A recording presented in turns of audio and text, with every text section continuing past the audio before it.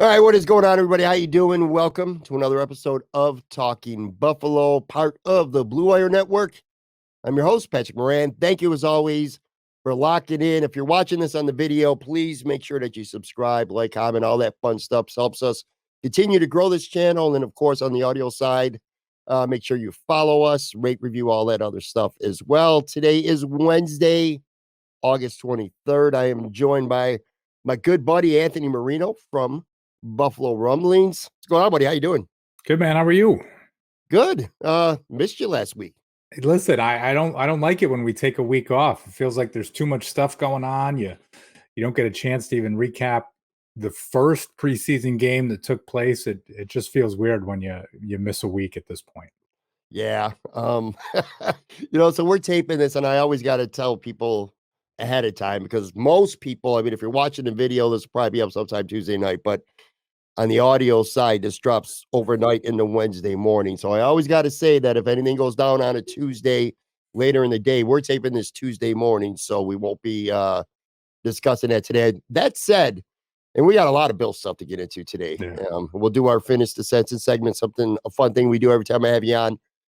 It's Tuesday morning. It was a goddamn preseason game, Anthony, and I'm still not in a great mood.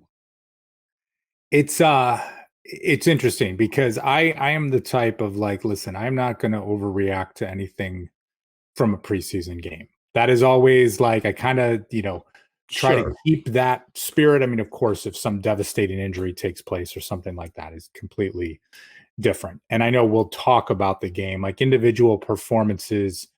And I try not to read too much into the penalties. That part annoyed me, but I was like you. I was at a. Oh, you mean 12 in the first half? Yeah. And it's like, I was at a party with some friends on Saturday, a get together, right? Party's too strong of a term. But like, there's a couple Bills fans there, right? For those of you that know, I live in the Albany area. So it's not like everyone around you is a Bills fan, but a couple there. And I'm even saying to my wife, I'm like, I want to be home for kickoff with this. Well, then you're there, you're having a good time. It would not have been right to like leave at that point and be like, hey, I'm going home to watch a preseason game. But we put the TV on and you're just kind of, then people start watching the game and you're just like, all right, I know I don't care about how things go in preseason games, but I'd at least like it to be not where there's a yellow flag on the field, like every play that it felt like, and just any progress that they were kind of making. Like, hey, if you're going to play your starters, at least put together one good looking drive or one stop. Sure. So I guess I'm not annoyed like you are, but even as I start talking about it, I'm getting annoyed. So maybe it'll come out today. Well, I want to spend some time today. Like I did a show yesterday and I had a lot of observations. I kind of want to hit on a few that maybe I kind of glossed over a little bit that I wanted to save to have a conversation with you. Kind of things that maybe a little bit under the radar because we spend so much time talking about the glaring obvious things right now with the Buffalo Bills, right tackle, middle linebacker. And I mean, we might hit on that a little bit today, but there's a couple other things that I wanted to get into as well. A couple of news items. Well, sort of news items. Anyway. I don't know if I want to call Stephen A. Smith a news item, but he did. Well, let's put it this way. He put out on First Take, he had some comments about Stefon Diggs, and it was enough that it made Stefon Diggs take to Twitter himself on Monday and have a denial. Anyway, Stephen A. started out talking about the Jets, and then I guess he couldn't help himself and started talking about the Bills and Stefon Diggs. If you're watching this on video, I'm going to play the clip. If you're listening on the audio, you'll hear it, obviously. This is yesterday, ESPN First Take, which I never watch, by the way, anymore. Stephen A. Smith started out talking about the Jets and then ends up making it into about Stefon Diggs and the Buffalo Bills. So let me play that clip, then I'm going to get your reaction. And then I got a couple thoughts afterwards as well. Here's that clip. I can't ignore, because to me, elevating the Jets like that is letting the Buffalo Bills off the hook. Last time I checked, we looked at Josh Allen, and we said, yo, man, what's going on? You in an AFC championship game a few years ago. You and Patrick Mahomes was going at it. You were supposed to be the heir apparent and stuff like that. Stuff ain't worked out. You lose. Joe Burrow comes up there, goes to the Super Bowl a couple of years ago, last year at the AFC Championship game. And instead of thinking about Josh Allen, we thinking about Patrick Mahomes and Joe Burrow going up against one another, okay? So you got Stefon Diggs, this brother all-world receiver, but clearly wasn't happy, walked out, didn't want to talk to nobody. They came into training camp. They had some friction. They had to get settled and all of this other stuff. Brother wants out, by the way. I'm just telling you what I know. I got my own sources. Brother wants out. He don't want to be in Buffalo anymore. He don't want to. I'm telling you right now. I have my sources. Stefon Diggs got to be there, but he would prefer to be gone because he's lost a level of belief in the Buffalo Bill. That's right. I said it. It's Stephen A, baby. I'm telling you what I know. Okay. They can deny. They can tell you what to do. I have my sources. I'm telling you what I know. All right. But he's not going to force his way out. He know he got to be there and they got to perform. But he ain't feeling the Buffalo Bills the way that he once did because he feels there's a window of opportunity that they may have missed out on. Josh Allen's got to show them that's not true. I can't. All right. Well, that was Stephen A. Smith yesterday on ESPN First Take. Pretty strong take. And it's worth noting again. I don't have the tweet in front of me, but Stefon Diggs. You're muted. And unmute my mic. I don't know what's going on with my internet connection. But anyway, yeah, Stefon Diggs took to Twitter and had a strong denial on this. But anyway, your thoughts on hearing that? Well, the denial wasn't a surprise, right? And it's like, gosh, when I look at the clip from Stephen A. Smith, and it's like anything, what we call news these days. And this is like whether you're talking politics, sports, anything, it is all opinion based and kind of this sort of setup these days, right? And it's honestly why I don't watch any of this stuff anymore, because it's not based in fact. It's not news related anymore. And I will say this, I like Stephen A. Smith, I think as an entertainer, right? Like, I mean, when he is on the set for NBA games and he does his Stephen A. Smith personality comes out, it's fun, right? I mean, you look at it, I do not take it anything that he says seriously. And that's not a knock, like it's kind of an entertaining piece, but anytime you do one of these shows, what are they trying to do? They're trying to get people like us to take these clips, share them on our Twitter, get people sharing them again, kind of build this whole mentality with it, right? Whether you like it or don't like it or agree with it or don't agree with it. It reminds me of the movie, I'm sure you saw it back in the day, what was it called? Private Parts, the Howard Stern movie. Yeah, right. And remember there was this one scene and it was saying like, well, how long does the average Howard Stern fan listen to the show? And they're like 4 hours. And why does he listen? Because he wants to see what he's going to say next. How long does the average Howard Stern hater watch the show? 4 hours. Why do they want to listen? Because they want to hear what he's going to say next. Like, it's just kind of this piece of just like, it's all designed to get people to share things that will become a hot button topic. Because guess what? If you come out and say Patrick Mahomes is great, and so is Joe Burrow, and so is Josh Allen, and it's going to be fun to watch the AFC this year, no one's clipping that. No one's talking about that on your show. No one's sharing that on Twitter and social media. And no one's it's not getting a reaction. Right. So nobody puts that out there because everything is designed to get a reaction these days. And it drives me crazy because it's just like, if you look through it, that's all that it is. That's all that it's there for. And, honestly, now it's nice that there's a platform like Twitter. I mean, we can talk about Stefon Diggs' cryptic tweets and all things that he's done in the past, but for him to just shut it down immediately, it's like, thank you. We don't have to wait for a press conference. We don't have to wait for anyone to get a one-on-one interview. Just shut it down because there's no point to it at this point. You bring up a great point, and it reminds me of an ongoing conversation I've had with John Fina about social media and the love and the hate with Twitter, for an example. And I'll just use Twitter as one social media outlet, where we talk about sometimes how Twitter can be such an awful place, but it also serves a great purpose for the players. It gives them a platform to say, like saying back in the day, if Stephen A. Smith goes on TV and says this, it's going to be hard for Stefon to immediately get on somewhere and just deny it and say what he wants to say. But social media kind of gives him the platform. So that part is cool. I got to tell you this, though, and I'm going to be completely honest with you, Anthony, and you brought up a lot of good points. I agree about why Stephen A does that. Okay. Yeah. And I know some of this might come off as unpopular amongst Bills fans, but I'm sorry, but I'm just going to say what I think. I think there might be a little bit of, at least some shred of truth to what Stephen A has said. It's not surprising. We saw how things played out last year. We saw how pissed off Stefon Diggs. We saw him not come to camp. Saw some cryptic social media, Instagram messages and stuff like that. I mean, he came here. He did what he's got to do. He's here. I think he wants to be here this year. So that's why I don't buy this. I do think like he's excited about this season.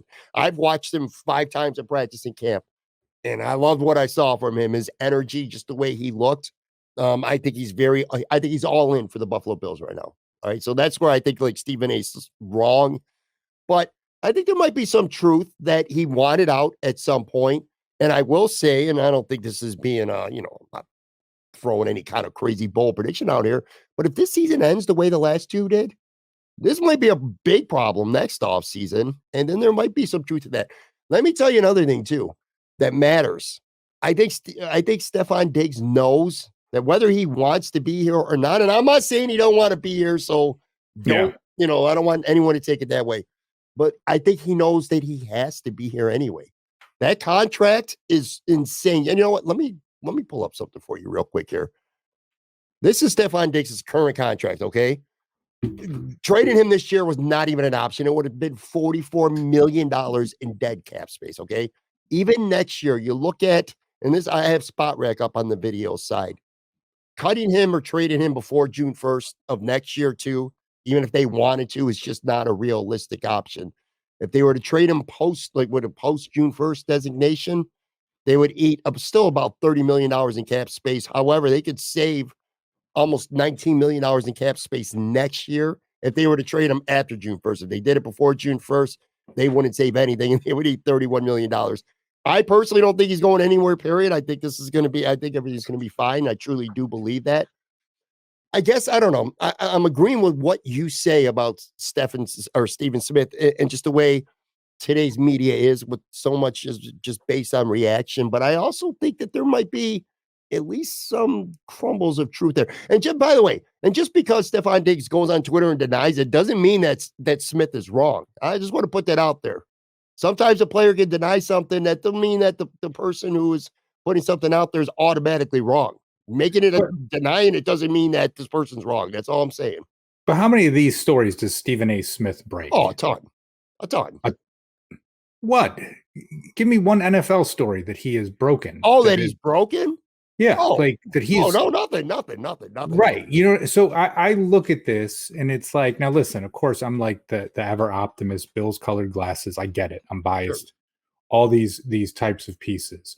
But it's just like, listen, everyone has a day. Think of maybe a job that you've had in the past where you're just like, oh man, you know what? I'm done with this. I'm out of here. I got to go. Like, this isn't working. And it's like something that happens in the moment, right? Maybe your emotions get the best of you a little bit. You're talking to your spouse, you're talking to a friend, you put out a feeler, something along those lines, like, and then things settle in, right? Because you realize like, hey, things are okay here.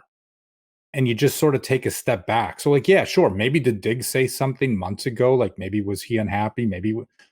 Yeah, sure. Like people say stuff all the time, but it's one thing to say something and it's another thing to mean it. And I think with that, it just comes down to a bit of, in this scenario, if you are Stefon Diggs and you say your goal is to be the best wide receiver you can and to win a Super Bowl, what better situation is he going to than the one that he's in right now? And what quarterback is he going to play with that's better than the one he's playing with? There is not one, right? You can say, oh, well, there's less, go to the NFC. Like, no, like you're going to go play with Dak Prescott over Josh Allen. I'm sorry, that does not increase your chances of winning a Super Bowl. Right. You're going to go to what? You're going to go to Cincinnati because you say Joe Burrow is better? Like, well, what? You're going to be the number 2 wide receiver there? No, that's not something that you're going to do. You're going to be one of the highest paid wide receivers. You're going to get 170 targets a game with a quarterback that is looking to you every opportunity that he can. Look at your statistics in the 3 seasons that you've been in the Bills, right? You've been from being a really good wide receiver to an all-world wide receiver. Saw Stefon Diggs highlighted in a Gatorade commercial while I was watching TV the other day, right? He's doing his modeling stuff with Tommy Hilfiger all over the world. No one's He's going smooth. to tell me any of this, like, oh, you can't be a star if you're based in Buffalo. That's nonsense, right? And you can look to the Green Bay Packers for years and everything. It's the smallest media market in the NFL. So any of this stuff, I do not buy it, because there is no better situation that he can be in than with the Buffalo Bills right now to accomplish what he wants to accomplish. That's about as fired up as you're going to get Anthony Marino on this podcast right now. I love it, man. I'll say this, and you're right. He wants to win. That's what it comes down to, man. He wants to win. He's pissed off about last year. I will say, I do think there's a little bit of, if Stephen A said one thing that maybe I put some stock into, is I think he might have a problem with the structure of the coaching right now. We'll see what happens, though. Winning solves it all. If they don't win this year, though, I do think that this potentially could be a problem. But to your original point, we just spent a good 8-9 minutes of this podcast when there's so many Bills actual news things going on right now, things to talk about. We're talking about what Stephen A. Smith said on First Take. So you're 100% right when it comes to that. Now I'm mad at myself. Anyway, there is some actual news going on with the Bills that matter. A couple injuries, which obviously that sucks. Tommy Doyle, major knee injury. Shane Ray, a hamstring injury suffered Saturday in Pittsburgh. They're both were put on IR. That's shitty. I'll tell you, in Shane Ray's case, I thought he had a good camp. I thought he played pretty well against the Colts. And I also noticed that he was playing special teams. And I thought this guy might have had a real chance to overtake Shaq Lawson for those reasons, the special teams reason mattering too, that possibly he could take Shaq Lawson's roster spot at the end. Obviously, that's not going to happen now. So the Bills did make a couple signings in their place. They signed running back Ty Johnson, formerly the New York Jets, and an offensive tackle, Garrett McGinn, who's been with the Bills 2 training camps. Obviously got cut both times, and he spent some time in the USFL and as the XFL as well. I don't know. Dude, and by the way, actually, as we're taping this, like I said, so we're taping this Tuesday at 9 a.m. The Bills also signed a linebacker. I was tweeting about him. I looked him up yesterday because there was some buzz going around. Deshaun White, former linebacker from Oklahoma, undrafted, this coming out of school this year, played in the USFL for the Michigan Panthers. So he's, for the moment anyway, he's on the Bills roster. If people are wondering who, most people aren't going to know about him. He's 6 foot and he's like 218 pounds. So if you think Terrell Bernard is small, and I do, this dude, Terrell Bernard, is like Tremaine Edmonds compared to this guy. I mean, this is another small linebacker. I don't want to talk too much about him because I really don't know anything about him. But anyway, the Bills added another linebacker, which is kind of a little bit weird this late in the preseason. Ty Johnson, the running back, some people might know him from the Jets. That could be one of those. They play the Jets opening week, kind of. That's not that uncommon in the NFL. Get some information. The only other thing I could think of, if it's not that, or they just want some insurance on the practice squad, some veteran insurance on the practice squad, maybe this injury to Damian Harris is a little bit more than we thought. And, that could be the case. I don't know. But these just seem like, well, I don't, Garrett McGinn, he's a tackle. I get it. Tommy Doyle's gone. But I don't know. These aren't needle moving signings, but they are news. They're moves at least. Yeah, they're news, and it's like, and I think when you look at the reactions on social media after the game on Saturday, and I'll even admit I was on Spot Track looking and saying, okay, what free agent linebackers are out there? Like, is there some vet that just hasn't signed? Mm-hmm. Maybe hey, I don't need to rush to get into camp. Like, I'm 30 years old and I've been down that road before. Let me take my time and see where there's an injury or something that takes place. But these signings, to me, at least demonstrates that obviously the Buffalo Bills front office do not share the same concerns as the fan base, right? Mm-hmm. I mean, in essence, you are adding guys to the roster that have no chance at making the team, in my opinion, right? When you go through with things, these are bodies to fill positions to get you through the 3rd preseason game on Saturday. Yeah. And that's it. Maybe to give a look, if somebody gets cut and maybe it's like, yeah, let's keep an eye on him if we want to bring him back for the practice squad or something happens later in the season. But with that, it just was, nothing that's that's moving the needle. And you talk about the guys, you feel bad for Tommy Doyle, because for him to just play injured last season to finish that Dolphins game, you'd like to see some sort of a, just that kind of earn that spot back, right? So for him, that's a little bit heartbreaking. Shane Ray, I mean, probably best case scenario was going to be practice squad, although, hey, someone that has that potential, I guess you could say, at age 30. What I'm trying to say is you end up losing 3 guys that you're not even sure we're going to make the roster. Right. And you replace them with 3 guys that you're pretty certain have 0 chance at making the roster. It's just the timing. I mean, guys get injured. It's just signing guys a week before. Ty Johnson might get 25 carries in this last preseason game. I don't think you're going to see any of James Cook, and you're probably not going to see much of Latavius Murray either.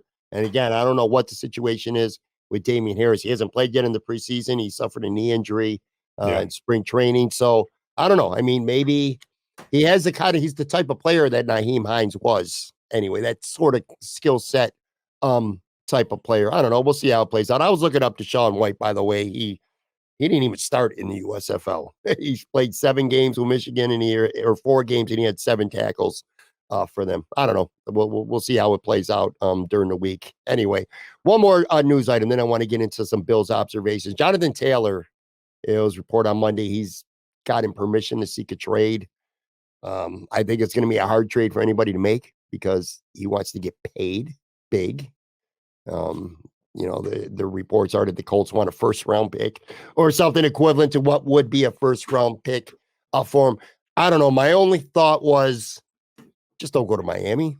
That's it. Don't go to Miami or don't go to Cincinnati. Besides that, whatever. Send him to the NFC or send him to Denver or I don't know. Send him basically anywhere, as long as it's not Kansas City, Cincinnati, Baltimore, or Miami. You know what I mean? But I'm referencing First Take here, Anthony, for the second time in freaking 20 minutes, a show that I never watch anymore. But it was on this morning. Not First Take, Get Up was actually this morning. I screen grabbed it. Every time there's a running back out there, he's always linked to the Buffalo Bills. Sal Pal from ESPN, there was a thing, which team should go all in for Jonathan Taylor? And Sal Pal said the Buffalo Bills. Look, never say never, and I love Jonathan Taylor, by the way, and you got James Cook, who's going in the year 2. You got 3 years of a cost-controlled running back that it seems like they like a lot. I don't see Jonathan Taylor going to the Bills, and why are the Bills continuing to be linked to literally every running back ever, a big-name guy who's either a trade candidate or going to be a free agent? It was Kamara last year. It was McCaffrey at one point. Saquon Barkley, if he didn't, if the Giants couldn't sign him, he was going to be a Buffalo Bill. And now Jonathan Taylor. It just never stops.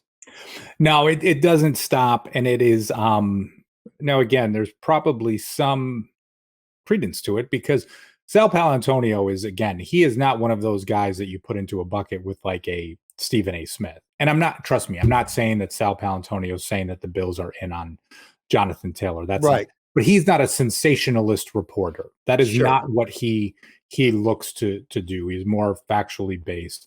And I think when that stuff comes around, I mean, listen, it has been known that the Bills have made calls on Christian McCaffrey in the past, have made calls on Alvin Kamara in the past. So it's just like, okay, yeah, is Brandon Beane that general manager that makes a call on everybody? Maybe he is. I don't know. I know I'm in the minority when it comes to running backs and what they can be and what they can do. And honestly, I hope James Cook becomes one of a top 10 running back in the NFL. Nothing would make me happier than, for the Bills to have someone that has that type of ability. But it is certainly a fun what if you talk about, arguably one of the top 4 running backs in football and adding him to an offense like the Buffalo Bills, right? You go from James Cook of hey, we hope he can be the guy, to a Jonathan Taylor who is the guy. Sure. By the way, NBC Sports Book, like I looked at their betting odds. Yeah. They're actually the Bills, the Colts are the favorite. For him to go nowhere is the favorite. But if he goes to another team, the Bills are the second highest betting odds right now. Miami's first too, by the way. But Yeah, dude, I don't know. I guess if you looked at the Bills roster right now and you looked at their salary cap situation and you looked at this team next year and all the guys that are going to be free agents and Deion Dawkins counting 15 million against the cap next year and Josh counting 47 million against the cap next year and Von Miller counting 24 million against the cap next year, that's where it just becomes unrealistic for me to go add a Jonathan Taylor, who obviously he wants out of Indy because he wants to get paid and the Colts don't want to pay him. I just don't see it. But it would be fun. God, it would be fun. And that's what it is, right? I mean, it's like, we all play fantasy football. You talk Sure. about this stuff. So it becomes fun to think about it. Yes, if you look at the salary cap stuff, you realize pretty quickly it's not really an option if you're talking in the world of reality where, you're thinking, as I keep saying, right? Like, gosh, I'd love to see the Bills extend Gabriel Davis. If there's something they're doing to free up money to pay someone, that should be the move they should be making, not something tied to Jonathan Taylor. But if they make a move and they acquire him, that'll be a fun day.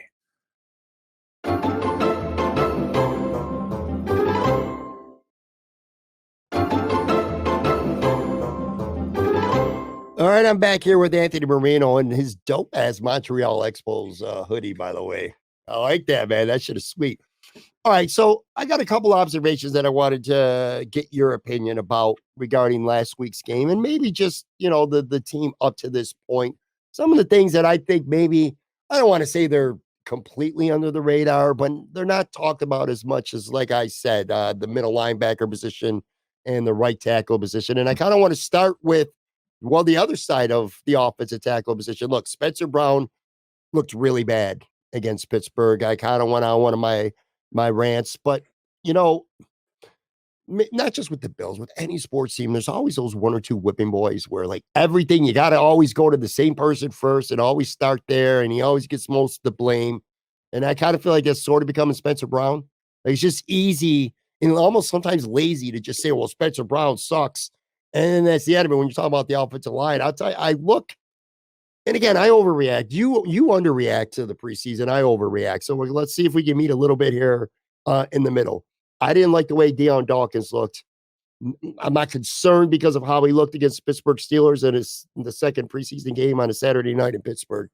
But I don't want to say the guy's overrated, but I think he's better than average, but he's not like this great offensive tackle. I don't know. Like I said, I'm a little concerned at how he's looked for me at times this preseason and also last year. I feel like he's 29 years old. I feel like low key, he might have a little something to prove this coming season. He's $15 million is going to be his cap hit next year. And again, the Bills are going to have a lot of financial decisions to make next year. So I know he's made a Pro Bowl before. I know he's a very popular player, one of the faces of the franchise, one of the guys who's always out in front of the camera. I like Deion Dawkins, and I don't think he's a bad left tackle, but I think he needs to play better than he did last year, and I certainly didn't like what I saw Saturday in Pittsburgh. Yeah, and you want to see the improvement, right? I mean, that is, you say the guy's 29 years old. It's like he can still have a prolific career in front of him, but it's always a turning point too. And and we don't know what it's like to play in the NFL. I mean, sometimes you think back to when he was younger and after he struggled in his second season, you'd see Deion Dawkins like doing all these boxing workouts and different things, working on his agility and all these different videos on social media of the work that he was putting in to get better. Now, sometimes as players get older, they don't do that as much anymore. One, maybe because it's a little bit of wear and tear, right? When I'm 23 years old, I can do that. As I'm pushing 30, listen, I've kind of taken some hits. So maybe that's not the piece. But you start to question a little bit with a lot of players. Like, is it something that, are they coming in to camp in shape where they should be? Or maybe not to that extent. And we can look at things now and say, listen, we still have over 2 weeks before that first game. Like, you talk about not overreacting, but sure, I would have loved to have seen Deion Dawkins look better on Saturday. I mean, that was not a great performance. He's saying the right things after the game.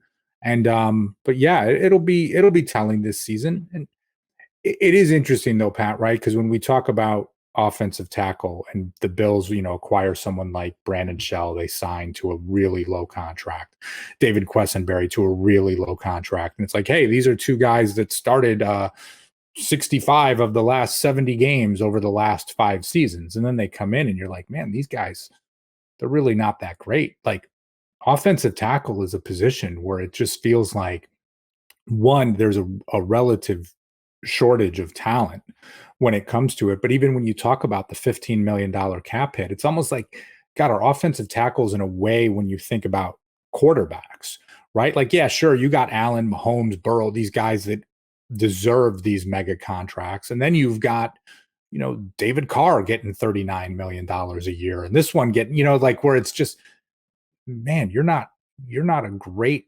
quarterback in this position, but this is what you have to pay to get one of these guys. I feel like that's kind of the going rate when it comes to offensive tackle, and a little bit of you're damned if you do, you're damned if you don't. Yeah, I gotta say, Osiris Torrance, I thought looked the best of anybody on the offensive line, which is a good and a bad thing. It's a bad thing because that means 4 guys didn't look better than a rookie, at least in my view anyway. It's a good thing because I think, by the way, I think Osiris Torrance is pretty much locked down that starting right guard job. I think he's going to be your week 1 starter. Tackle, I'm not concerned too much about Deion Dawkins, but he's at least on my radar right now. Sure. At this point.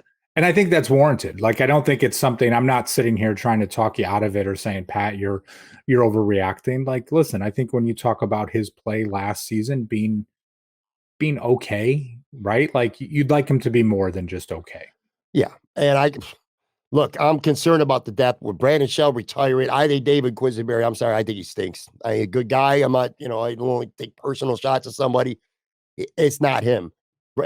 If they don't decide that Ryan Vandermark, which is really risky having a swing tackle, be a 2022 undrafted free agent, I would be surprised if Ryan Bates doesn't start getting some work this week at offensive tackle. I think we will start to hear some of that at practice. So they got to look elsewhere because it's not David Quessenberry. If something happens to Dawkins or Spencer Brown, they are in a world of trouble if David Quessenberry is out there playing regular season snaps at left tackle. Another guy in the offensive line, too, continue with these kind of like under the radar observations. And I want to point out that not everyone agrees with me. In fact, I watched 2 of your colleagues, Joe Miller and John Fina on the John Fina show on Monday night on Rumblings. I haven't been that impressed with Connor McGovern. I just haven't. And I'm not an offensive line guy, and I don't really know all what to look for.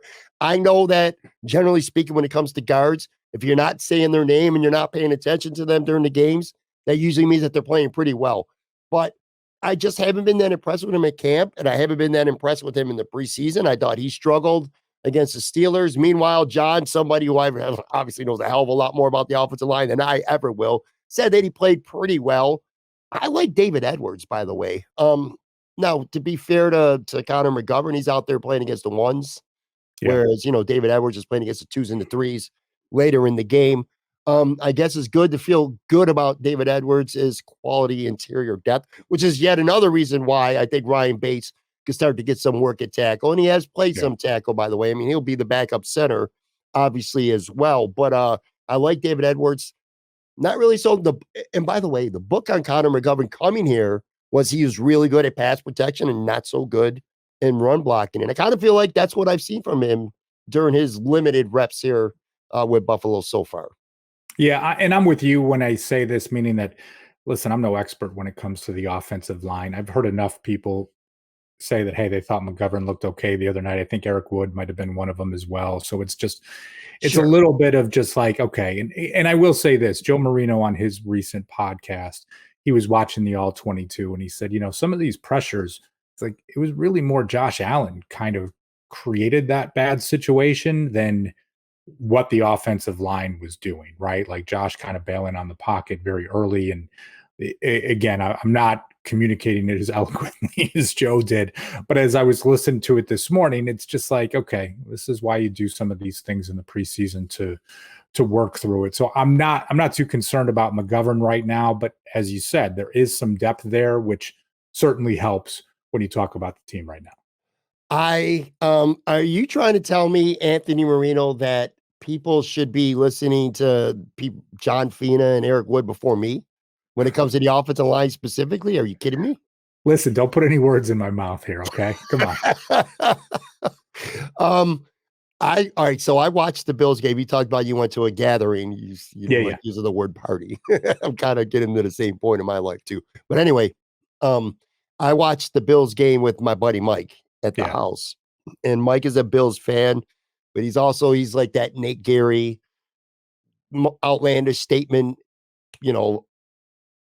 out of the clear blue sky kind of guy, man. He doesn't really think about things before he says them. He just overreacts. I do too, but not as bad as this dude. Anyway, that Jalen Warren touchdown run. I've watched film of it. I've seen some breakdowns. I don't want to get into the play specifically, but Jordan Poyer kind of took a bad angle. Jalen Warren kind of had a little bit of a stutter step and he just blew past Jordan Poyer.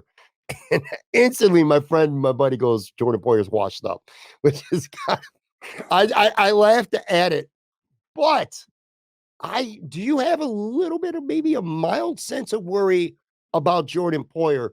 Because look, rose-colored glasses or not, and Jordan Poyer, to me, is a great football player, and he's been so important to the success of the Buffalo Bills. That said, he was a free agent. He wanted to get paid by this organization. Like, it didn't happen, and he hit the market. The expectation when he was gone. Should we ignore that basically the league, where there were lots of opportunities for teams, lots of safeties got signed, nobody wanted to pay him any kind of significant money? He returns to the Buffalo Bills, which I was very happy about, and I still am very happy about. But everyone hits a wall at some point. And this is one play. Let's not go nuts here again.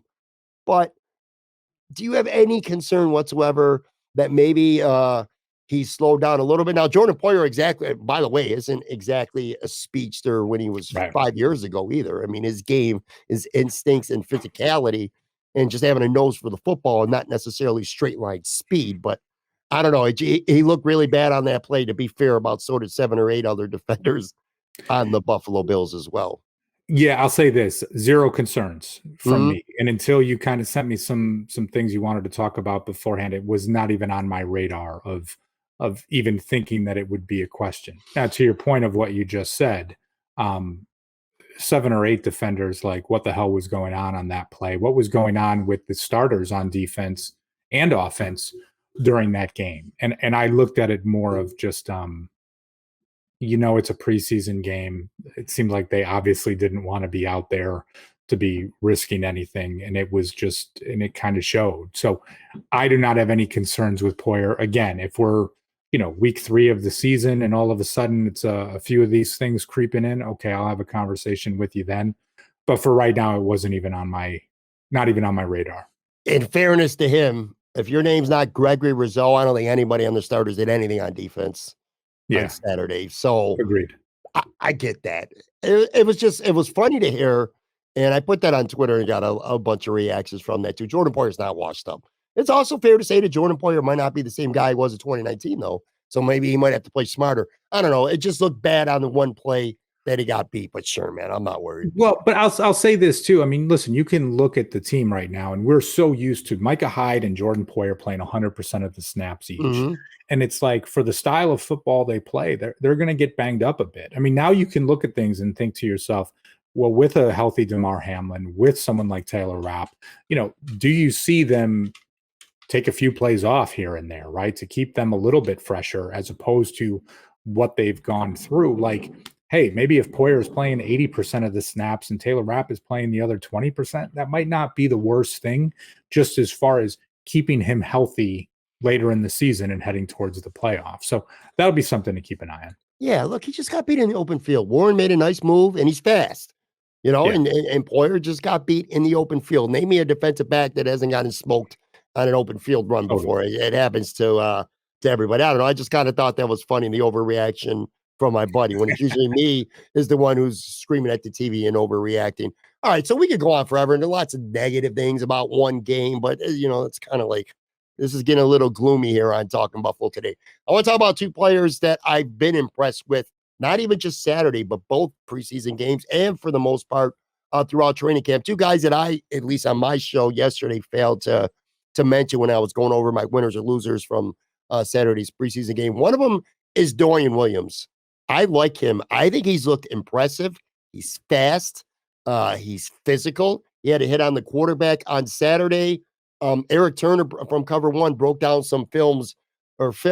It was the same play run twice. One of them was the touchdown run by Warren, and he showed how Dotson didn't scrape properly, and there was just a bunch of other things. But anyway, he showed the same play and how Dorian Williams got in front of a block and cut off that lane. It was a really nice play. Like I said, I think he's looked impressive.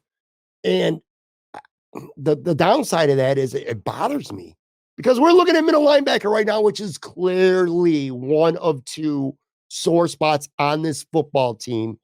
And it's almost like Brandon Beane and this staff is just willing to concede his rookie year because as long as he's behind Matt Milano, he ain't getting on the field unless Matt Milano gets hurt. Right. And sure, if Milano gets hurt, it's nice to have a better, some talent behind him where the drop-off's not going to be completely off a cliff.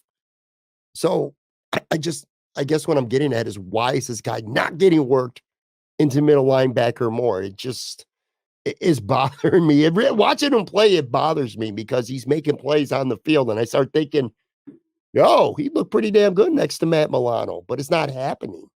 He looks good anyway, though. No, he does. He does look good. And it's like, you remember, right? That was a pick at the time people weren't thrilled with when it happened because you weren't thinking that he was a middle linebacker. You didn't, and I think like many people, you spend all this time looking at Jack Campbell and Drew Sanders, and then you don't get either of them. And it's just, okay. Greg Cosell was on One Bills Live this week, and he was talking about Williams and his play and saying that he thinks this is a guy that can eventually become the middle linebacker for the Bills. And again, right, not to like, it's not what you're saying or what I'm saying. Like, what do we know compared to somebody like Greg Cosell? But he talked about scouting him at Tulane, the player that he was, the instincts that he has, the energy that he plays with, where you can truly see to yourself, right? Like, hey, this guy can be a fit physically for what the team needs there. Now, to the point, right? Is this someone that you talk about wearing the green dot, calling the plays? To what level does performance outweigh the trust that Sean McDermott will have in that individual? And it's so weird. The other day on Instagram, these videos pop up, and it's like a guy talking about how the Navy SEALs select who their top team is, right? Their SEAL Team 6. And it's like, listen, you could have all the talent in the world, but if there's not this level of trust that comes with it, you're not going to be on that team. It's kind of like the graph that comes across. And then you go along the other side, and here's the trust. And it's like they want the performers that they have infinite level of trust with, even if it's with a medium skill set and medium deliverables, because the trust outweighs that performance. And I think we could use that same example when you talk about Dane Jackson and Kyer Elam. I think you can talk about that as you look at the middle linebacker position. And now all of a sudden that AJ Klein's name is like front and center as a possibility as being a starter here from people that are really close to the team. So, Pat, nothing would make me happier for them to even say of just like, yeah, Dorian Williams, we're going to start working in to become the backup middle linebacker. Even if he's not ready this season, that's fine. Learn behind someone like AJ Klein. I don't care what it is, but to be that heir apparent, that maybe if a change has to take place in week 7 or week 8 or whatever it may be, or to the future. But yeah, right now, I mean, listen, that's the position I talked about is like the first round need for this team in so many different conversations, right? I'm like studying, reading up on Jack Campbell every opportunity that I have. And for the team to come in and be like, yeah, Terrell Dodson, I mean, it's just, this isn't a surprise that he's not living up to what you need that position to be. Look, I get it. Why you wouldn't want to trust a rookie linebacker or middle linebacker to put that green dot on as a rookie. I get that. I don't think they trust Dodson either. He's playing in the fourth quarter Saturday. Oh yeah, and he's looked terrible. I'm tired of trying to pussyfoot around things. I'm going to say how I feel. I think Dodson is not it. And I don't think AJ Klein is it either. AJ Klein was insurance. AJ Klein was the practice squad guy And the way it's worked out, Dotson has been awful for whatever reason. I don't know what it is about Bale Inspector, but clearly the Bills are not very high on him. He's not even in the mix. Terrell Bernard is hurt. He probably is eventually going to be the starting middle linebacker. I have to think that because they're clearly not high on Dotson. I just look at Williams and I see the talent. I feel like his talent and his ability, his upside to make plays is just so significantly better than Dotson or Klein.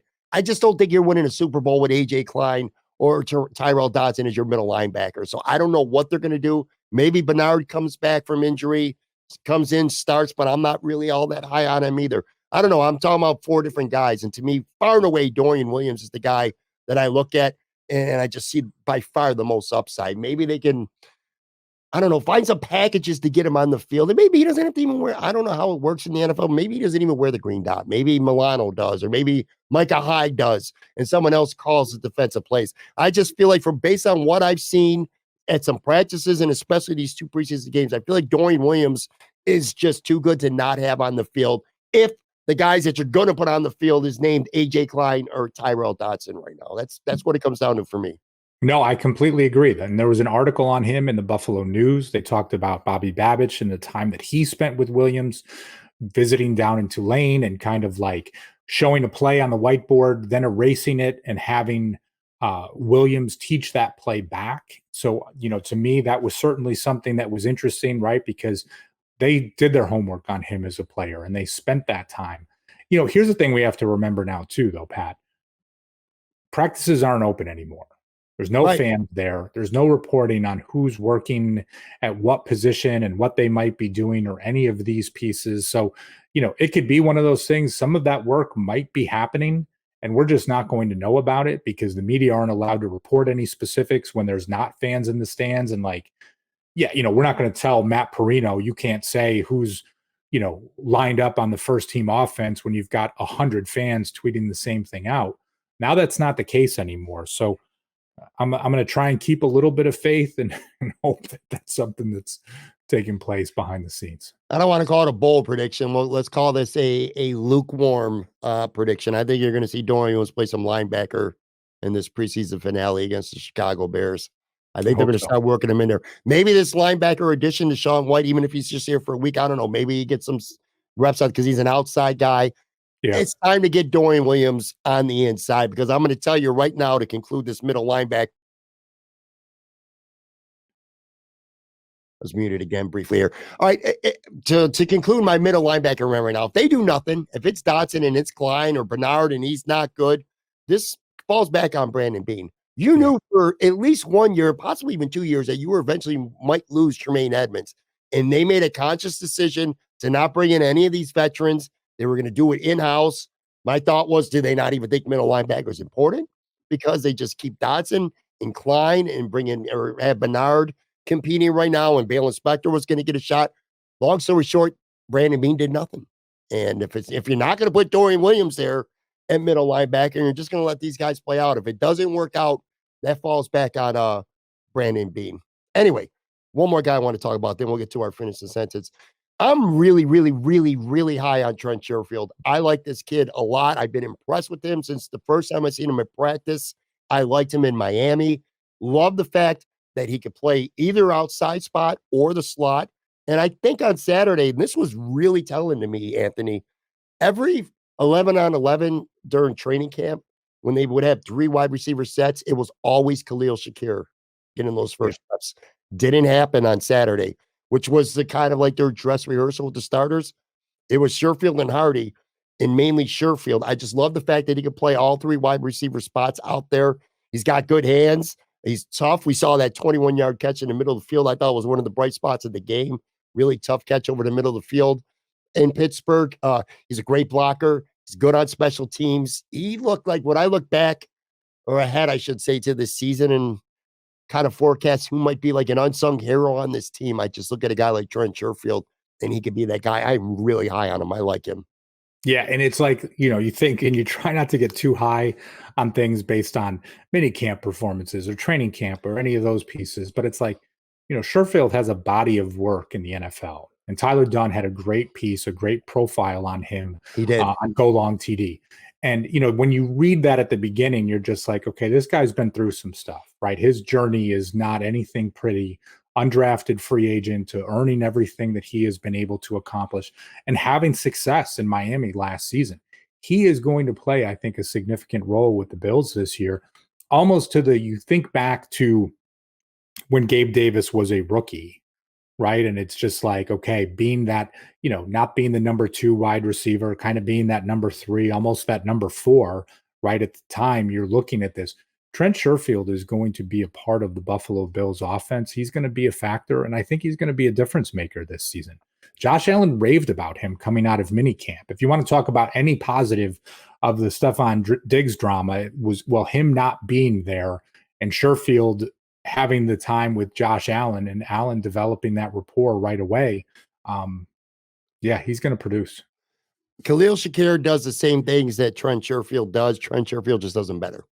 And I think Trent Sherfield has surpassed him on the depth chart. I think Hardy has as well. I think Shakir's that 5th guy in the depth chart right now.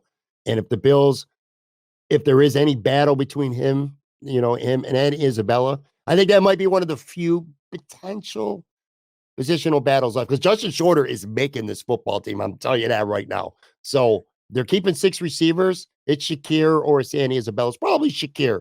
But I think he's fallen off a little bit, in part because I think Sherfield's really stepped up. Here's my thing when it comes to this room. Khalil Shakir does not have that piece that separates him from any other wide receiver, right? With anything in sports, and most of my coaching would be around basketball. It's like, what's the thing that you are going to do better than anyone else? And it's like that you have the control to do. Right? Maybe you're just ferocious at boxing out. Maybe you're that guy that's diving on every loose ball. Maybe you're the greatest communicator out on the field. And I'm oversimplifying things here. But right, if you look at it and say, okay, from a gunner standpoint, he's not going to be as good as Justin Shorter. From a speed standpoint, he's not going to be as good as Andy Isabella. From a overall receiver standpoint, he's not going to be as good as Trent Sherfield. He's not a blocker. He does not have that piece that separates him from his competition. And I'm not saying Andy Isabella is better than Khalil Shakir, but if you're looking at something and say, well, this guy's close to this guy, one has 4.3 speed and one doesn't. One is going to be a better kick returner and punt returner than the other is. Like, okay, that's going to check 2 boxes for him, that Shakir doesn't have that separation from Isabella on anything. Yeah. Listen, and I know we've talked about a lot of stuff already. I don't know how that's gonna wrap up for Khalil Shakir. I do not have him as a lock to make this roster in any way, shape, or form. I was at camp, a practice with Joe Marino and one of your guys at Rumblings, Joe Miller, and I've almost embarrassed. I'm going to call myself out a little bit. I was laughing at Joe Miller because he was saying Shakir might not, his roster spot's not secure on his team. And I'm laughing. And I'm like, what? He's starting. I'm like, he's out there with the ones. And he was every practice. It's come down to him or Andy Isabella. And I still think it could be Shakir, probably will be Shakir, but I don't think that's a lock. I think Saturday's game might be important. I like it if you're an Andy Isabella guy. He didn't play a lot of snaps, which I don't like that if I'm an Andy Isabella guy, but I do like that he was returning kicks. And once he caught it, kicks too. Yeah, he's the first guy returning kicks. I don't know if he returned them, all of them, but I think he might have. But anyway, got a 19-yard pass and they pretty much got him out of there. It's coming down to one of those 2 guys. So if there's any storylines worth watching on Saturday, that might be one of them. The last thing that I'm a little bit I'm disappointed about the whole game because it was just an absolutely ugly ass game. But I wish Dawson Knox would have played, only so we might have gotten a little bit of a glimpse of what this offense, the starters, might look like with him on the field, the formations that we use. So we'll still be guessing, which I guess is good for the Bills. You want the Jets to be guessing what they're going to be doing as well. So that sucked. Anyway, all right, let's do our finish the sentence segment before we get out of here. Every week, I ask Anthony 4 questions, not sports related, just an opportunity to get to know another side of Anthony beyond just him wearing Montreal Expos hoodies and talking Buffalo Bills here. So let's pull it up. Let's do the first one. A place I've always wanted to visit but never made it there yet is blank. I will, it's an entire country, but I'll say Italy. And I will be honest, I have never been a guy that has had an urge to travel internationally before. Until recently, my son, like studying geography and talking about studying abroad when he goes to college and all these pieces, he has a real passion for this. And, you start to look into different things and you're just like, my gosh, the chance to visit, Rome or Sicily and Florence and Venice and to do all these things, to me, that has come up high on the bucket list as of late. So that is certainly top of the list for me. That's a good one. Mine is probably one many people have been to. It's not as well, I guess it is exciting depending on if you're a gambler or not. But Vegas, I've never been to Vegas. I've always wanted to go there. But here's the difference though. I'm not a big gambler. In fact, I barely gamble at all. Like I'll do fantasy football pools and stuff like that, or I might play like a little Texas Hold'em, but I'm not like a big gambler at all. So it's not even a gambling. It's just the bright lights and everything going on there and all the amazing concerts and the residencies that they have there and all the shows. That's what I would love to see in Vegas. And for whatever reason, man, I've never been there. So I have to go with Vegas. Not exactly the greatest answer, but whatever. All right. The musical act that had the biggest impact on me as a teenager is blank. And I struggle with this one, right? Because you think of like your time as a teenager, it's like, my gosh, like music evolved so much. And it's like you're gonna laugh at me with this, but I am gonna say I'm gonna say New Edition. And I'm gonna say New Edition because I think when they came out, right, it was almost like you think of like growing up and listening to, my dad would always control the radio in the car, right? So we're listening to oldies, a lot of Motown, this and that, Four Tops, Temptations, that kind of all comes. And it was like at the time, oh, here's a recent group, right? Like these kind of kids, these teenagers, that it's almost like a throwback in some ways to that, but a much more modern way of mixing in hip hop and R&B and what came to it.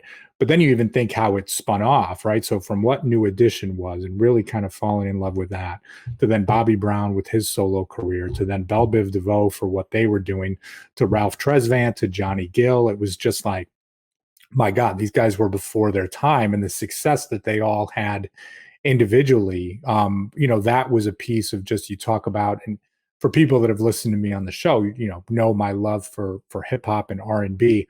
I think a lot of that was rooted in New Edition and their start, and again, kind of the spinoffs from those individuals and Belle Biv DeVoe. So not only do I absolutely love New Edition, and did I grow up loving New Edition, our buddy Aaron Quinn is gonna love that answer as well. I love New Edition, one of my favorite groups of all time, and I just don't think they get enough credit for the onslaught of boy bands that came up after them. And they weren't New Edition wasn't the first boy band, don't get me wrong, but they just took it to another level and in a more modern times. And then so many people came after them. God, I love New Edition.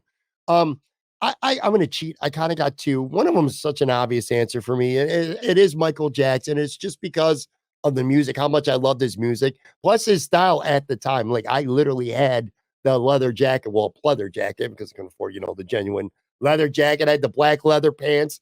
It's kind of, I wish I should have dug up some old pictures. I'm sure I have a couple at least anyway, but I used to literally want to dress like Michael. But it was like when he put out when his songs came on, it was like almost like an event. Like that Thriller video was literally an event on MTV. So I got to say him.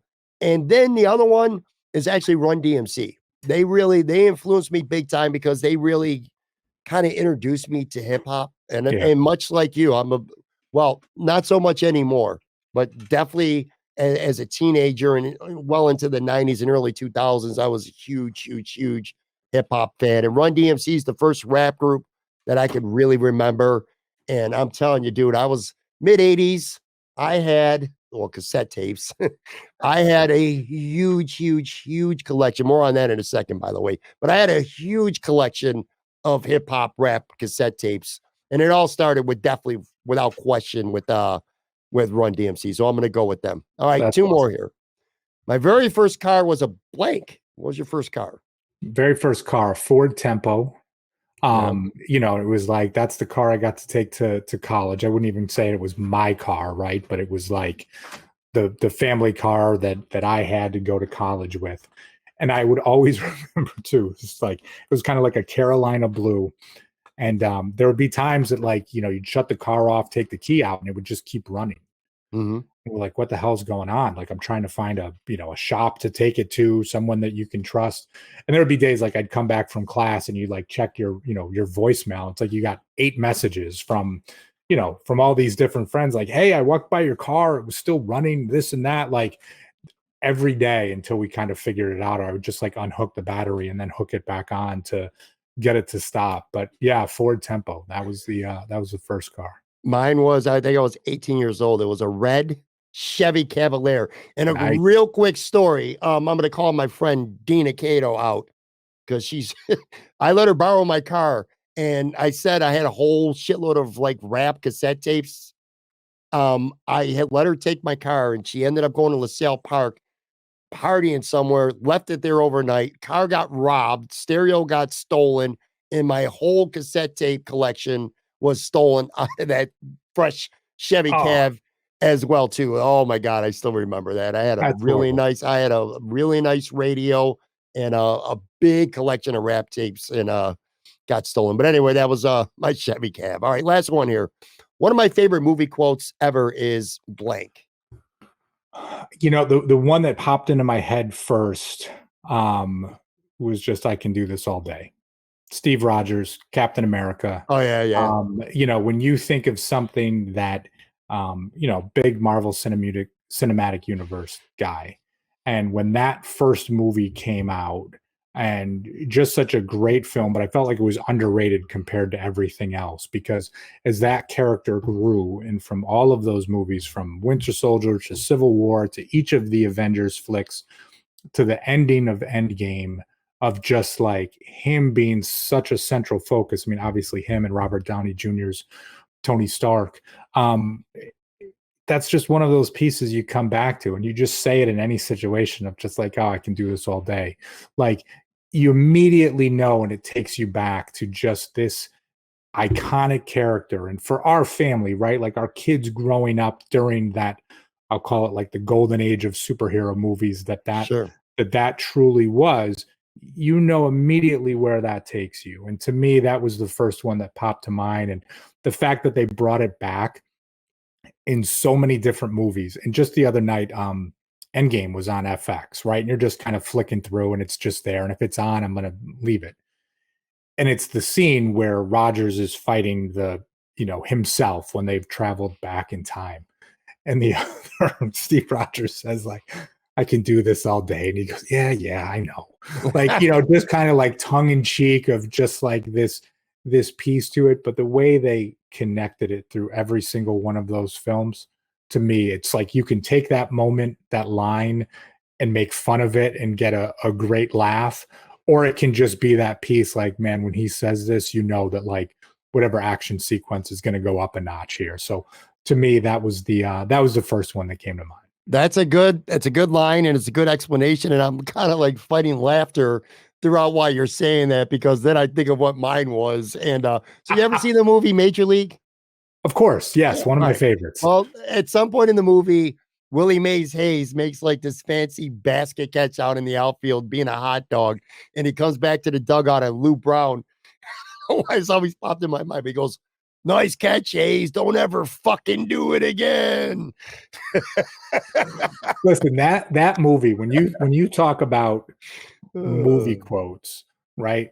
I mean, and again, maybe it's the era that we grew up, right? I mean, one of those, whatever I was, like 12, 13 years old when it came out, one of those first rated R movies that you're watching and remembering. And I mean, every single line, like you can think back to it, right? I thought you were going to say the one where Tom Berenger's sitting in the restaurant and he's looking across and he goes, "That's my wife." And he's like, Willie Mays Hayes says, like, "Does she know that?" And he's like, "She was my wife." And Charlie Sheen leans in. He says, "You want me to drag him outside? Kick the shit out of him?" But right, you can think of so many different pieces from that, whether it's from Roger Dorn to Pedro Serrano to Lou Brown.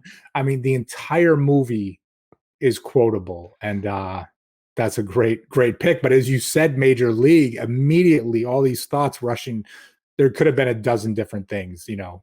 Yeah, Lou Brown, right? Like he may run like Mays, but he hits like shit. It's like You know, shit. there's just so many that come through, and oh my god, I feel like I need to rewatch that one now. Roger Dorn was bitching at Lou Brown, and Lou Brown just goes, "Shut up, Dorn." I say that shit all the time as well. All right, we're gonna get out of here. This makes me feel good talking about Major League at the end of a podcast when we spent so much of it, you know, still kind of reeling a little bit from this Bills game on Saturday. But anyway, make sure you follow Anthony on Twitter at Anthony Marino. Check out not just his show, Breaking Buffalo Rumblings, but all the shows on the Buffalo Rumblings podcast, Vidcast network. You'll be back next. So we're going to tape late next Tuesday. The Bills have cut down day, and we'll have reaction to the Buffalo Bills roster. Will it be Khalil Shakir or Andy Isabella that make this team? Find out. We'll talk with Anthony next week. Thanks, buddy. Thanks, brother.